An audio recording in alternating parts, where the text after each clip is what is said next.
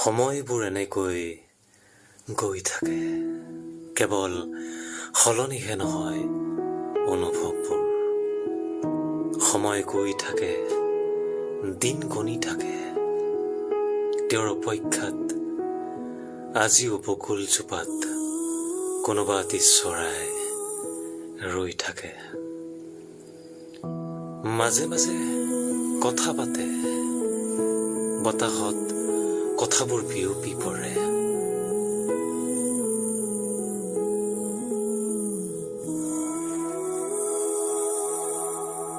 ভালপোৱাবোৰ এনেকৈয়ে থাকক দিয়া, সৰাপাতৰ দৰে অৱহেলিত হয়। তুমি ঘৃণা বিয়পালেও মোৰ ভালপোৱাবোৰ দুহাত মেলি আঁকোৱালি ল'ম।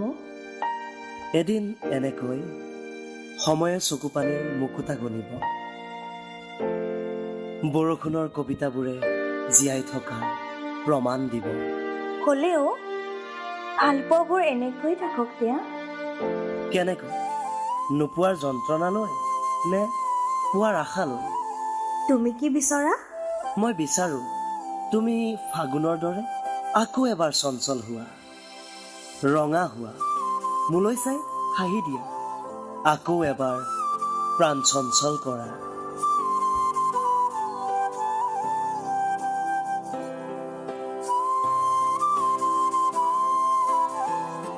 হয়, ৰঙা তোমাৰ প্ৰিয়নে?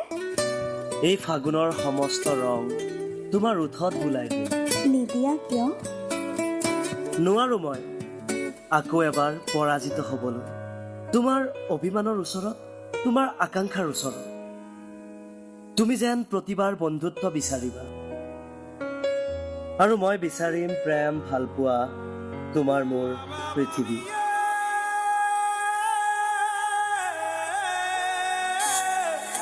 এনেদৰে বতাহে শুনাই দুটি চৰাইৰ কথা প্ৰেম, ভালপোৱা, বিশ্বাস আৰু আশাৰ।